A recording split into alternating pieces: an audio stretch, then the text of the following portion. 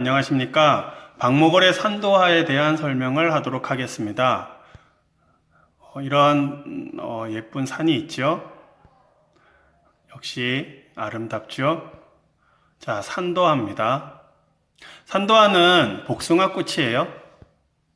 박모걸은 뭐 본명 알 것은 없고요. 자, 문장을 통해서 문집 그 책 이름인데 문단에 데뷔하였으며 1946년 조지훈 박두진과 함께 청록집을 발간한 청록파라는 것 정도는 상식으로 알아두시길 바라는 의미에서 이렇게 작가에 대한 삶을 실었습니다.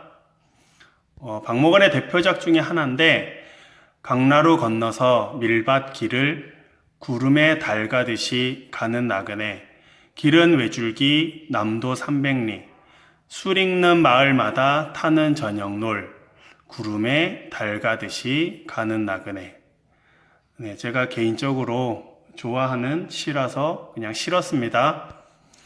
자, 바로 본문으로 가겠습니다. 산은 구강산. 자, 9개의 강이 있는 산이죠. 구강. 입구자가 아닙니다. 산은 구강산, 보랏빛 석산, 보랏빛.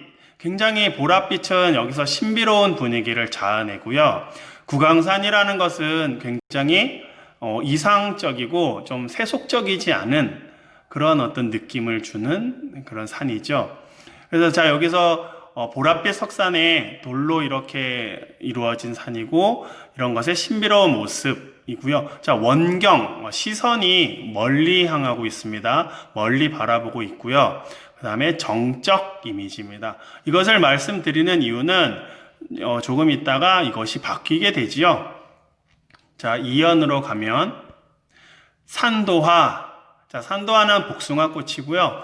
동양적 이상향, 어떤 신선이 사는 그런 도교적인 의미에서 신선이 사는 곳에 어떤 그런 걸 느낌을 가져다 줍니다. 산도화.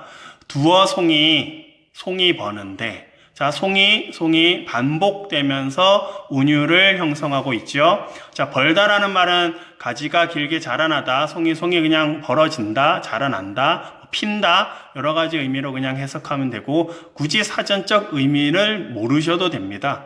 그냥 벌다라는 게 무슨 뜻인지 모르실 것 같아서 싫었고요. 그냥 두어 송이 피는데 라고 해석하셔도 전혀 무방합니다. 자, 구강산이 봄을 맞아 생기를 회복하는 모습. 어떤 신비로운 산이 이제 겨울이었다가 봄이 되면서 송이 한 송이 피어나는 그런 모습이 있죠. 자, 이것은 이제 그 오른쪽에 보시면 이 보랏빛의 어떤 이런 복숭아 꽃이 피어 있는데 가까운 곳으로 시선이 이동하죠. 그 다음에 피는 모습은 동적인 이미지에 조금 가깝습니다. 자, 2연입니다. 1년과 어떤 행의 모습이 약간 비슷한데, 자, 3년에서는 행의 모습이 조금 달라집니다.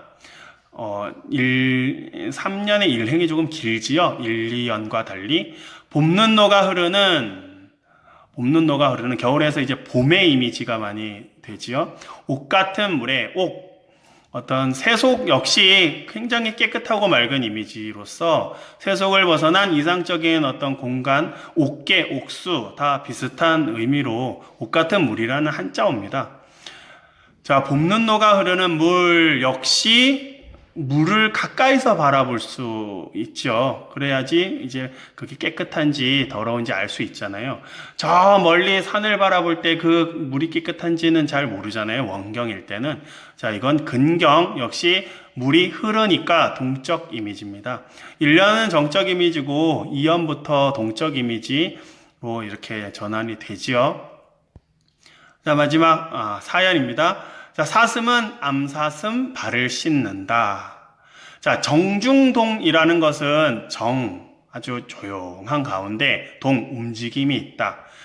굉장히 고요한 분위기 속에서 뭔가의 어떤 동적인 느낌이 있지요. 사슴은 암사슴. 굉장히 고결하고 순수한 이미지로 많이 사용이 되고요. 발을 씻는다. 좀 평화로운 분위기, 생동감. 그 다음에 이 연을 보시면 사슴, 시옷, 암사슴 역시 발을 씻는다도 약간 시옷이 약간 반복되는 걸 볼 수 있죠. 사슴에서. 그래서 운율감을 주기도 합니다. 그런 단어에서 운율감을 주지요. 그런 의문에서 단어가 가진 시옷이라는 의문에서 의문이 반복되면서 운율감을 주는 것도 특징이라고 할 수 있습니다. 자, 갈래는 매우 짧기 때문에 금방 하겠습니다. 자유시 서정시이고 성격은 관조적이다. 관조라는 말은 그냥 바라본다, 개입하지 않고 바라본다라는 의미로 이해하시면 됩니다. 먼 산을 바라보고 이런 산도하를 바라보고 암사슴을 바라보고 그 전에 물을 바라보고 있지요. 탈속적, 세속적이지 않죠. 좀 이렇게 좀 신선히 사는 듯한 그런 세계, 세속을 벗어난 듯한 그런 느낌을 주고요. 회화적이라는 말은 한 폭의 그림을 보는 것 같은 그런 성격을 가지고 있고, 주제는 이상적 세계의 평화롭고 아름다운 정경. 정경이라는 것은 어떤 경치를 나타내는 거죠. 자, 특징. 원경에서 근경으로 시선을 이동하면서 시상을 전개하였다. 시상 전개 방식은 원경에서 근경으로 시선을 이동하면서 전개하였습니다. 또는 어떤 동적인 이미지에서 정적인 이미지로 시상을 전개했다라고도 하셔도 되고요. 원경에서 근경, 시선의 이동도 시상 전개 방식이 맞습니다. 자, 일단 이렇게 주되게 알아두시도록 하고요. 묘사 대상이 정적인 대상에서 동적인 대상으로 변화하였다. 그 다음에 전체적으로 삼음보 율격 속에 감정을 절제한 압축적 표현과 간결한 형식미를 추구한 것이 이 시의 특징입니다. 학습활동 프린트로 다시 정리를 하겠지만 그 전에 그 교과서 학습활동의 답을 저는 가르쳐 드리도록 하겠습니다. 1번, 이 작품을 감상하고, 자, 지금부터는 여러분들께서 직접 교과서의 학습 활동을 직접 하려고 음소거를 하시고 이 영상만 보시는 분들이 대부분일 텐데, 지금부터의 영상은 여러분들이 직접 학습 활동을 한 이후에 이걸 켜놓고 이렇게 정지해서 메모나 필기를 하시는 게 나을 듯 합니다. 자, 이 작품을 감상하고 시상 전개와 분위기에 주목하여 아래 활동을 해보자. 자, 중심 대상을 정리해보자. 1년, 보랏빛을 띤 석산. 2년, 두어송이 피는 산도화. 3년, 봄눈 녹아 흐르는 시냇물. 4년, 발을 씻는 암사슴. 굉장히 간략간략하게 중심 대상을 묘사하고 있죠. 2번. 자, 계절적 배경과 관련 있는 시어들을 찾아보자. 산도화, 봄눈, 봄을 나타내는, 봄에 피는 꽃이니까요. 봄눈, 겨울에서 봄으로 넘어가면서 봄눈이 녹지요. 아직까지도 산에 이렇게 쌓여 있기도 하고, 그렇게 중요한 건 아닙니다. 자, 2번, 이 작품의 이미지에 관해 탐구해보자. 조금 이게 밀려서 잘 안 보이는데, 기억은 차고 견고하고 정지되어 있는 이미지. 자, 석산, 봄눈. 다른 하나는 따뜻하고 부드럽고 움직이는 이미지. 산도화, 피지요, 두어송이. 물 흐르죠. 암사슴, 발을 씻지요. 이런 어떤 정적인 이미지에서 동적인 이미지로의 변화. 중요합니다, 이것도. 자, 2번, 보랏빛을 연두빛으로 바꿔 읽어보고 작품의 분위기가 어떻게 달라지는지 말해보자. 보랏빛을 연두빛으로 바꾸면 봄의 생명력이 좀 더 강하게 표현될 수 있지만 구강산의 신비로운 분위기가 사라진다. 이렇습니다. 3번, 이 작품의 운율과 그 효과에 대해서 생각해보자. 동일한 의문을 포함한 시어의 반복을 찾아보고 그 효과를 설명해보자. 산, 송이, 사슴에서 시옷 의문이 반복되어 운율감을 형성하고 있다. 그렇죠. 산, 송이, 사슴, 시옷 이렇게 반복이 되지요.